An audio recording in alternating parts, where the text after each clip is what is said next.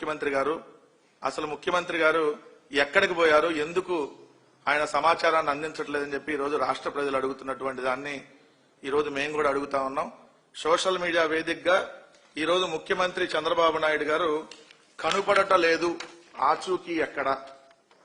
ముఖ్యమంత్రి చంద్రబాబు నాయుడు గారు కనపడట లేదు, ఆచూకీ ఎక్కడ అని చెప్పి ఈరోజు రాష్ట్ర ప్రజానికం అడుగుతా ఉంది. దానికి సమాధానం ఖచ్చితంగా ఈ ప్రభుత్వం చెప్పాలి. ఎందుకంటే ఈయన ఒక తెలుగుదేశానికి ముఖ్యమంత్రి కాదు, రాష్ట్ర ప్రజలకు ముఖ్యమంత్రి. సో రాష్ట్ర ప్రజలకు ముఖ్యమంత్రిగా ఉన్నటువంటి చంద్రబాబు నాయుడు గారు కనపడకుండా ఎక్కడికి వెళ్లారు, ఆచూకీ తెలిస్తే సమాచారం అందించాలి. ఒకవేళ డీజీపీ గారి దగ్గర సమాచారం లేకపోతే కేంద్రాన్ని అన్న అడుగుతా ఉన్నాం. ఎందుకంటే మా రాష్ట్ర ముఖ్యమంత్రి గారు కనపట్టలేదు, సో ఎక్కడున్నారో సమాచారం అందించండి. దాంతో పాటు గౌరవ విద్యాశాఖ మంత్రిగా ఉన్నటువంటి సకల శాఖల విధ్వంస మంత్రి, ఆయన పేరుకి విద్యాశాఖ మంత్రి, ఆయన సకల శాఖల్ని విధ్వంసం చేయడానికి ఒక మంత్రిత్వ శాఖని క్రియేట్ చేసి ఆయనకి ఇచ్చారు. అన్ని శాఖల్ని విధ్వంసం చేయటమే ఆయన లక్ష్యం. ఆయన పేరు నారా లోకేష్, ఈయన ముఖ్యమంత్రి కొడుకు కూడా. సో ఈయన ఎక్కడున్నారో ఈయన కూడా కనపట్ల, ఈయన గడిచిన వారం రోజులుగా కనపట్ల, ఎక్కడున్నారో సమాచారం లేదు. సో అందరూ ఆందోళన చెందుతా ఉన్నారు. ఈరోజు ఏమైపోయాడు చంద్రబాబు నాయుడు గారు, ఏమైపోయాడు నారా లోకేష్ గారు, ఎక్కడికి వెళ్లారు, కనీసం నూతన సంవత్సరం రోజు శుభాకాంక్షలు చెప్పడానికి కూడా అందుబాటులో లేరు అని చెప్పి ఈరోజు రాష్ట్ర ప్రజానికం అడుగుతుంది. కాబట్టి మేము కూడా అడుగుతా ఉన్నాం. రాష్ట్ర ముఖ్యమంత్రి అండ్ రాష్ట్రాన్ని సకల శాఖలకి విధ్వంసం చేస్తున్నటువంటి సకల శాఖల విధ్వంస మంత్రి నారా లోకేష్ గారు ఎక్కడున్నారనేటటువంటి సమాచారం అడుగుతా ఉన్నాం. ఆచూకీ తెలపగలరు. దయచేసి మీడియా వాళ్ళకి ఎవరికైనా తెలిసిన సమాచారం చెప్పండి. ఎందుకంటే మా ముఖ్యమంత్రి, మా మంత్రి భద్రతలకు సంబంధించినటువంటి అంశం. ఎందుకంటే చంద్రబాబు నాయుడు గారు ఇప్పుడు ఏదో విదేశాలు వెళ్లారని చెప్తున్నారు. మరి విదేశాల్లో ఏ దేశం వెళ్లాడో తెలియకపోతే అక్కడ భద్రత ఎలా? అలానే ముఖ్యమంత్రి కొడుకు, మరి ఆయన ఎక్కడున్నాడో సమాచారం చెప్పాలి. మనకున్నటువంటి సమాచారం ప్రకారం వీళ్ళు అంటే ముఖ్యమంత్రి చంద్రబాబు నాయుడు గారేమో మొన్న వైకుంఠ ఏకాదశి అత్యంత పవిత్రమైనటువంటి రోజు. నార్మల్ గా అయితే పక్క రాష్ట్ర ముఖ్యమంత్రి రేవంత్ రెడ్డి గారు వచ్చారు ఏదైతే దర్శనం చేసుకోవడానికి తిరుమల వెంకటేశ్వర స్వామిని. మరి చంద్రబాబు నాయుడు గారు వైకుంఠ ఏకాదశి రోజున ఉదయం 10:28 శంషాబాద్ లో VJT 101 అనేటటువంటి స్పెషల్ ఫ్లైట్ లో 30/12/2025 ఉదయం 10:29 శంషాబాద్ నుంచి బాలి వెళ్లాడనేటటువంటి సమాచారం మన దగ్గర ఉంది. మరి వీళ్ళేమో లండన్ ట్రిప్ అని కొద్దిసేపు చెప్తున్నారు. ఏదైతే తెలుగుదేశం పార్టీకి సంబంధించినటువంటి మీడియా వాళ్ళు అఫీషియల్ గా ఒక ముఖ్యమంత్రి ఎక్కడికి వెళ్ళాడనేటువంటి సమాచారం ఇప్పటికీ ఎందుకు చెప్పట్లేదు? రెండోది నారా లోకేష్ గారు ఏదైతే 28వ తారీఖున అంటే ఆయన కేబినెట్ మీటింగ్ కూడా అటెండ్ కాల. కేబినెట్ మీటింగ్ కంటే మరి ఇంపార్టెంట్ ఏముందో కేబినెట్ మీటింగ్ ను కూడా వదిలేసి ఆయన క్యాత్వే పసిఫిక్ ఎయిర్లైన్స్ లో హాంకాంగ్ వెళ్లాడు శంషాబాద్ ఎయిర్పోర్ట్ నుంచి అని మనకు అందుతున్న సమాచారం. మరి అక్కడి నుంచి ఎక్కడికి వెళ్లారు, ఎప్పుడు వస్తారు, ఏమైంది, అసలు చంద్రబాబు నాయుడు గారికి విదేశాల్లో ఇప్పుడు అంత రహస్య పర్యటనలు ఏంటి, నారా లోకేష్ గారికి విదేశాల్లో రహస్య పర్యటనలు ఏంటి? వీళ్ళు అధికారంలోకి వచ్చినటువంటి ఈ 18 నెలల కాలంలో ముఖ్యమంత్రి చంద్రబాబు నాయుడు గారు 6 సార్లు విదేశీ పర్యటన చేశారంటే ప్రతి 3 నెలలకు ఒక్కసారి ముఖ్యమంత్రి చంద్రబాబు గారు విదేశాలకు వెళ్తున్నాడు. ఎందుకు వెళ్తున్నాడు? ఒక్క రూపాయి ఇప్పటి వరకు పెట్టుబడి తెచ్చింది లేదు. ఈ 6 పర్యటనలో మీ ప్రైవేటు పర్యటనలో, అనఫిషియల్ పర్యటనలో, లేదా మీ కుటుంబ సభ్యుల పర్యటనలో, మీ కుటుంబంతో కలిసో ఈ వెళ్ళినటువంటి పర్యటనలే దాదాపుగా ఈ 6 పర్యటనలో 2 పర్యటనలు అవే ఉన్నాయి. జనవరి 20-24 అంటే 2025 సంవత్సరంలో జనవరి 20 నుంచి 24 మధ్య దావోస్ వెళ్లాడు చంద్రబాబు నాయుడు గారు ఒకసారి. రెండోది ఏప్రిల్ 17 నుంచి 22 మధ్య ఈ 2025లోనే యూరప్ వెళ్లాడు ప్రైవేట్. దాంతో బర్త్డే ఆయన ఏప్రిల్ 4/20 అదే 2004 కదా 4/20 ఆయన బర్త్డే రోజున ఆయన ప్రైవేటు పర్యటన ఫ్యామిలీతో వెళ్లాడు. తర్వాత జూలై 26 నుంచి 31 మధ్య సింగపూరు, అక్టోబర్ 22-24 మధ్య దుబాయ్ అండ్ అబుదాబి, నవంబర్ 2 నుంచి 6 మధ్య లండన్, అది కూడా ప్రైవేట్ పర్యటన. ఇప్పుడు డిసెంబర్ 30 నుంచి స్టిల్ ఈ రోజు మన ప్రెస్ మీట్ జరుగుతుంది. 2025లో డిసెంబర్ లో మిస్ అయ్యాడు చంద్రబాబు నాయుడు గారు. 2026 కూడా వచ్చింది, ఇంకా ఆయన ఆచూకీ దొరకట్లేదు. సో 6 సార్లు ఇప్పటికి, అంటే ప్రతి 3 నెలలకు ఒకసారి విదేశీ పర్యటన. ముఖ్యమంత్రి కొడుకు సకల శాఖల విధ్వంస మంత్రి అయినటువంటి నారా లోకేష్ గారు ఇప్పటికి 9 సార్లు విదేశీ పర్యటనలు చేశాడు ఈ 18 నెలల కాలంలో.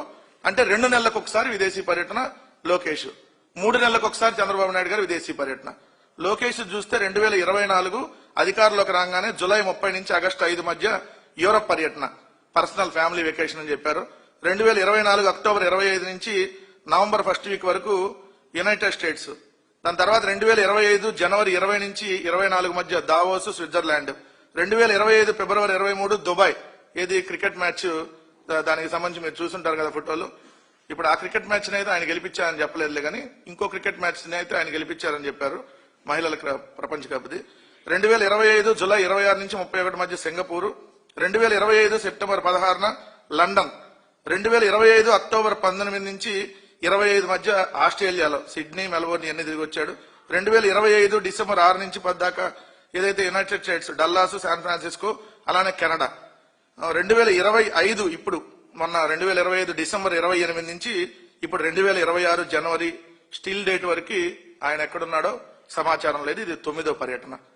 ఏం చేస్తా ఉన్నారు మీరు, ఎక్కడికి వెళ్తున్నారు, ఎందుకు ఇంత గోప్యంగా ఉంచుతున్నారు అంటే బయట మనకు వినపడుతున్నటువంటి సమాచారం ఈ 18 నెలల కాలంలో దాదాపుగా 2,93,000 కోట్ల రూపాయల అప్పులు చేసి తన బినామీలకి దోచిపెట్టేటటువంటి కార్యక్రమం చేసి 99 పైసలకి ఉల్ఫా ఉల్ఫాగాళ్లకో లేదంటే టీడీపీ బినామీగాళ్లకో లుల్లుగాళ్లకో ఎవరొకరికి దోచిపెడుతూ దాని ద్వారా వచ్చినటువంటి డబ్బులన్నింటినీ విదేశాల్లో వ్యాపారాలు చేస్తా ఉన్నారు, విదేశాల్లో దాచుకుంటున్నారు. ఆ దాచుకోవడానికే ఈ రహస్య పర్యటనలు. ఇక్కడ ఆంధ్రప్రదేశ్ రాష్ట్రంలో ప్రజల సంపదని దోచుకొని విదేశాల్లో దాచుకోవడానికి అబ్బా కొడుకులు, అంటే తండ్రి కొడుకులు, ముఖ్యమంత్రి అండ్ మంత్రి, ముఖ్యమంత్రి కొడుకు, వీళ్ళు వెళ్తున్నారనేది బయట మనకు వినపడుతున్న సమాచారం. ఖచ్చితంగా దానికోసం వాళ్ళు వెళ్లారు. అందుకని ఇది రహస్య పర్యటన. చెప్పా పెట్టకుండా ముందేమో లండన్ అంటారు, వెళ్ళేదేమో బాలి.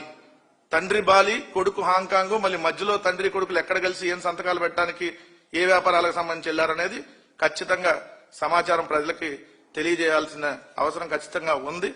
సో ముందైతే ముఖ్యమంత్రి గారి భద్రత, ముఖ్యమంత్రి గారు ఎక్కడున్నారు అనేటటువంటి సమాచారం ఆయన కనపట్టలేదనేటటువంటిది, ముఖ్యమంత్రి కొడుకు ఇద్దరు కనపట్టలేదనేటటువంటిది క్లియర్ గా ఏదైతే సోషల్ మీడియాలో కూడా అందరూ పోస్టులు చేస్తా ఉన్నారు, వీళ్ళు ఎక్కడున్నారు ఆచూకీ తెలపమని అడుగుతా ఉన్నాం ఈ ప్రభుత్వం. రెండో అంశం వచ్చేటప్పటికి ఇక్కడ ఈ 18 నెలల కాలంలో ఆంధ్రప్రదేశ్ రాష్ట్రంలో జరుగుతున్నటువంటి అరాచకం. ఆంధ్రప్రదేశ్ లో 164 మంది ఎమ్మెల్యేల కూటమి. ఒక్కొక్క ఎమ్మెల్యే చరిత్ర తీస్తే ఒకళ్ళేమో మహిళలకు అర్ధరాత్రి వాట్సాప్ కాల్ చేసి నేను అర్ధరాత్రి మాట్లాడతా అంటాడు ఒక ఎమ్మెల్యే. ఇంకొక అతనేమో నా వీడియోలు తీసి పంపిస్తేనే నేను మాట్లాడతా అంటాడు ఇంకొక అతను. ఇంకొక అతనేమో ఏదైతే ప్రిన్సిపాల్ కి డైరెక్ట్ గా ఫోన్ చేసి ఏదైతే నా దగ్గరకు వస్తేనే నీకు పనులు చేస్తా అంటాడు. సో ఇంకొక ఎమ్మెల్యేలు అయితే డైరెక్ట్ గా దొరికినటువంటి పరిస్థితి. ఇప్పటికిప్పుడు చూస్తే మొన్న జరిగినటువంటి సంఘటనకు సంబంధించి ప్రస్తుతం ఇప్పుడు ఆ కేసు శ్రీకాళహస్తి, అంటే మీ అందరికీ ఐడియా ఉండి ఈ మధ్య శ్రీకాళహస్తిలో జనసేనకు సంబంధించినటువంటి ఇన్ఛార్జ్ గా ఉన్నటువంటి కోట వినోత దంపతులు అక్కడ వాళ్ళ దగ్గర డ్రైవర్ గా పనిచేస్తున్నటువంటి రాయుడిని చంపి చెన్నైలో రివర్ డెలివరీ చేశారు అనేది మనందరం చూసాం. ఈ సంఘటన జూలై 10వ తారీఖు జరిగింది. 2025 జూలై 10వ తారీఖున జరిగినటువంటి సంఘటన. దీనికి సంబంధించి అక్కడ నదిలో డ్రైవర్ శవాన్ని పారేశారు వాళ్ళు, తీసుకుని వెళ్లి చంపేసి అని వచ్చినటువంటి వార్త. దాని తర్వాత రాయుడు, ఆ డ్రైవర్ రాయుడు ఎవరైతే ఉన్నారో ఆ రాయుడు సెల్ఫీ వీడియో ఒకటి బయటకు వచ్చింది. అతను చనిపోయిన తర్వాత వచ్చినటువంటి సెల్ఫీ వీడియో, అంటే అతను బతుకున్నప్పుడు రికార్డ్ చేసి చనిపోయిన తర్వాత ఆ వీడియో రిలీజ్ చేశారు. దాంట్లో క్లియర్ గా అతను చెప్పింది బొజ్జల సుధీర్ రెడ్డి ఎవరైతే అక్కడ శ్రీకాళహస్తి తెలుగుదేశం పార్టీ ఎమ్మెల్యేగా ఉన్నాడో ఆ శ్రీకాళహస్తి తెలుగుదేశం పార్టీ ఎమ్మెల్యే సుధీర్ రెడ్డి ప్రోద్బలంతో ఎన్ని చేశాను అని చెప్పి అతను చెప్పినటువంటిది.